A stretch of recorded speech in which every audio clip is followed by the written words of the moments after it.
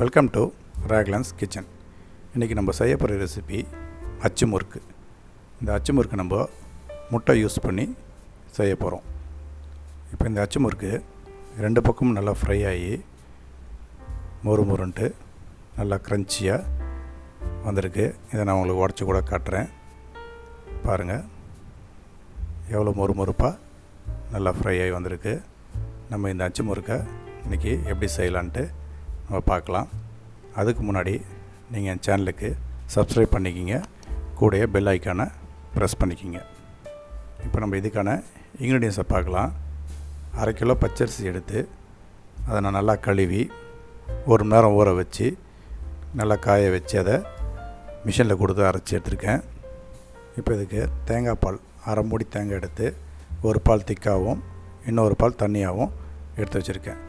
1/4 kilo சர்க்கரை, 3 முட்டை, 100 gram வெள்ளை எள்ளு, ஒரு பிஞ்ச் உப்பு. இப்போ நம்ம எப்படி செய்யலான்ட்டு பார்க்கலாம்.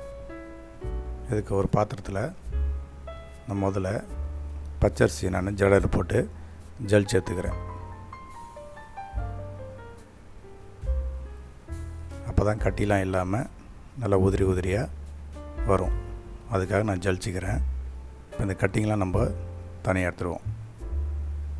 இதுக்கப்புறம் ஒரு பவுல் எடுத்து அதில் நான் முட்டை ஆட் பண்ணிக்கிறேன். 3 முட்டையும் நான் தனித்தனியாக தான் எடுத்து ஊற்றிக்கிறேன். ஏன்னா நல்ல முட்டையாக இருக்கணுன்றதுக்காக நான் தனித்தனியாக எடுத்து உடச்சி பார்த்து ஊற்றிக்கிறேன்.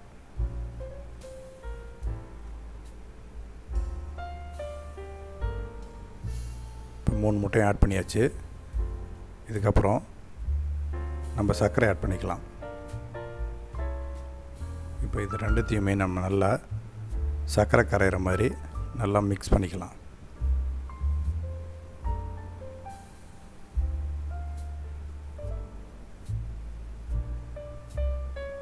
இப்போ நல்லா மிக்ஸ் பண்ணிட்டேன். நல்லா கரைஞ்சி வந்துடுச்சு. இந்த சமயத்தில் நம்ம வச்சுருக்க மாவை இதில் கொஞ்சம் கொஞ்சமாக ஃபஸ்ட்டு ஆட் பண்ணி மிக்ஸ் பண்ணிக்கலாம். இப்போ இதுக்கு கட்டி இல்லாமல் நம்ம நல்லா மிக்ஸ் பண்ணிக்கணும். அதுக்கு நான் விஸ்கை வச்சு நல்லா மிக்ஸ் பண்ணிக்கிறேன்.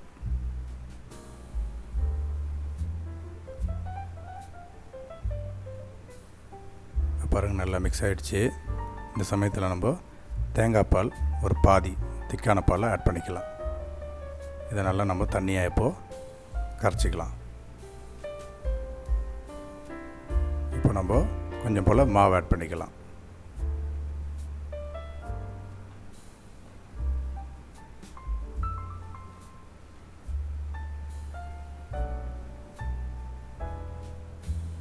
இதையும் நம்ம கட்டி இல்லாமல் நல்லா திக்காக மிக்ஸ் பண்ணிப்போம்.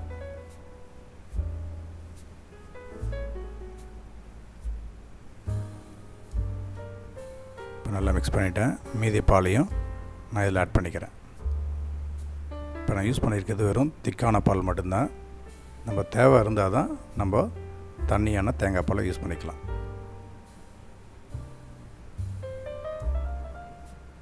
இப்போ மீதி மாவையும் நம்ம இதில் ஆட் பண்ணிவிட்டு இதையும் நல்லா நம்ம விஸ்க் வச்சு நல்லா மிக்ஸ் பண்ணிக்கலாம்.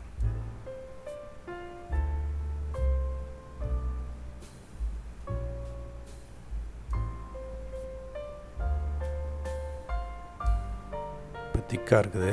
நம்ம இதை 2வது தேங்காய் பால் எடுத்து வச்சுருக்கத இதில் பாதி ஊற்றி இப்போது மிக்ஸ் பண்ணிப்போம்.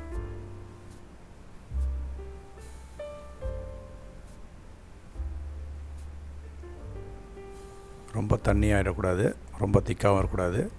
கரெக்டான பதத்துக்கு நம்ம இதை மிக்ஸ் பண்ணணும். மீதி தேங்காய் பாலையும் ஊற்றி இது எல்லாத்தையும் நம்ம மிக்ஸ் பண்ணிக்கலாம்.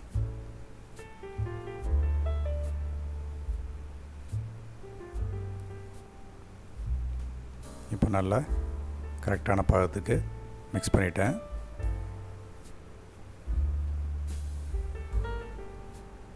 இப்போ நம்ம இதில் இந்த ஒரு பிஞ்ச் அளவு சால்ட் ஆட் பண்ணிக்கலாம்.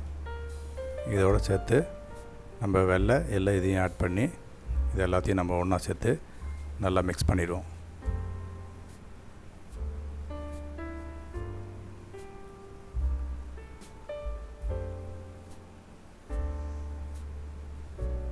நல்லா கரெக்டான பாகத்துக்கு மிக்ஸ் பண்ணியாச்சு. இப்போ நான் இதுக்கு அச்சு எடுத்திருக்கேன். இந்த மாதிரி பூ டிசைன் உள்ளதை அச்சு நான் எடுத்திருக்கேன். ஒரு கடாயை வச்சு நம்ம ஸ்டவ் ஆன் பண்ணி இதில் நம்ம 1 லிட்டர் ஆயில் ஊற்றிக்கலாம்.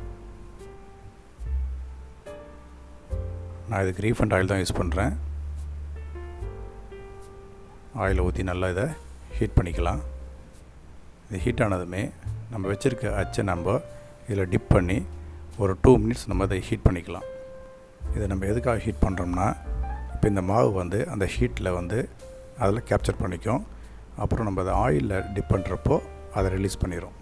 இதுதான் இதோட டிப்ஸும் டெக்னிக்கும். இதேமாதிரி நம்ம அடுத்தடுத்து போட போகிற அச்சு முறுக்குக்கு 2 நிமிஷம் ஹீட் பண்ணி நம்ம அதை டிப் பண்ணி போட்டோம்னா ஒட்டாமல் வரும். இப்போ இந்த செட்டுக்கு 3 அச்சு முறுக்கு போடுறேன். நீங்கள் தேவைப்படுற 4 கூட போடலாம்.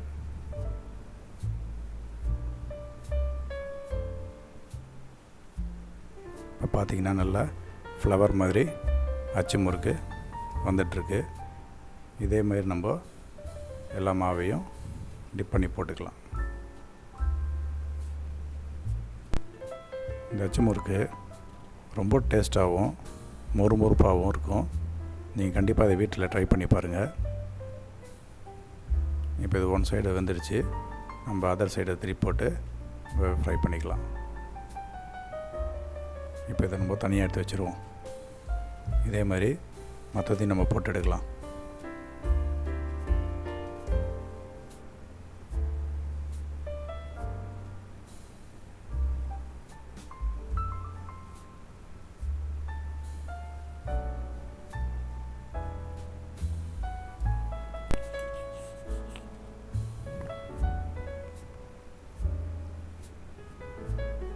இப்போ நம்ம இன்னொரு சட்டியும் போட்டுக்கலாம். இதையும் நம்ம அதே மாதிரி 2 நிமிஷம் ஹீட் பண்ணி இந்த மாவில்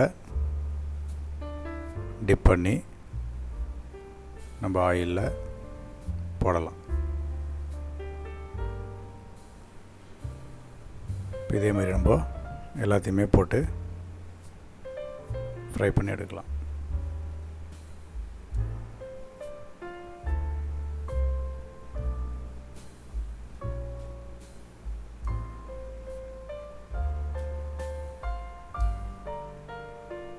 அச்சு முறுக்கு ரெடி. நீங்களும் இந்த அச்சு முறுக்கு ரெசிப்பியை வீட்டில் செஞ்சு பார்த்து உங்களுக்கு பிடிச்சிருந்துச்சுன்னா என் சேனலுக்கு லைக் பண்ணுங்கள், சப்ஸ்கிரைப் பண்ணுங்கள், மறந்துடாமல் பெல் பட்டனை ப்ரெஸ் பண்ணுங்கள். இனி வரும் சமையலில் சந்திப்போம். ராக்லன்ஸ் கிச்சன். தேங்க்யூ.